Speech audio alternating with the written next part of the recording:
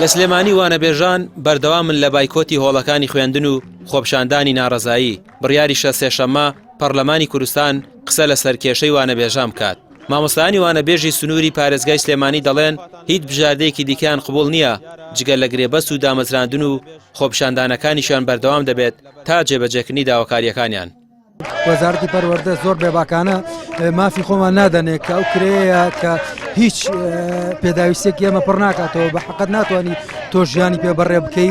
مامۆستامان هەیە لە خوێندنگە سەر سنووریەکان لە شارباژێر کە پارەی هاتوچۆکەی کە ماگانە 120,000 تاکو 150,000 ژەیات لەگەڵ ئەمەیە هەر بەردەوامە لە خوێندن. معاشی مەکتوب چی لێ بکەن کە هینم بۆ حساب نەبێ، خزمەتم بۆ حساب نەبێ، معاشی مەکتوب بە هەموو جۆرێک ڕەت ئەکەینەوە. ئێمە معاشی مەکتوبمان ناوێ دامەزراندنمان بە ڕەسمی بێیان بەگرێ بەس. مامۆستایانی وانەبێژ زیاتر لە شار و شارۆچکەکان و ناوچە دوورە دەستەکان وانە دەڵێنەوە. کەمترینیان لە سەنتەری شارەکانن. ژمارەیان بەپێی ئامارە نافەرمیەکان نزیکە لە 23,000 وانەبێژ.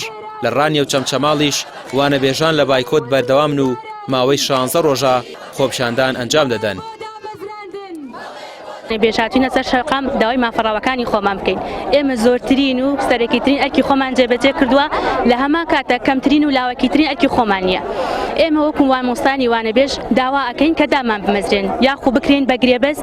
هیوادارم کەمترین مافکە هەمانە گرێبەست بێت. ئێمە لە کۆی 150 مەکتەب لە سنووری ئیدارەی پشتدەر 130 مەکتەب بایکۆتە خوێندنی تێدا کراوە بەهۆی ئەوەی کە ئێمە داوای مافێکی یاسایی خۆمان دەکەین کە دامەزراندنە و بەردەوامیشە بیتە ئەو کاتەی کە مافەکانمان پێدەدرێت جا بە گرێبەست بە یان بە دامەزراندن بێت.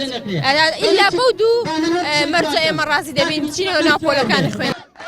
کاندیدێکی دەرچوو بۆ پەرلەمانی عێراق لە گرتبوونەوەی مامۆستایانی وانەبێژ لە ڕانیا ئاماژە بۆ دەدا هەوڵێکەیە بۆ ساردکردنەوەی وانەبێژان تا دەستبەرداری مافەڕەواکانیان بن.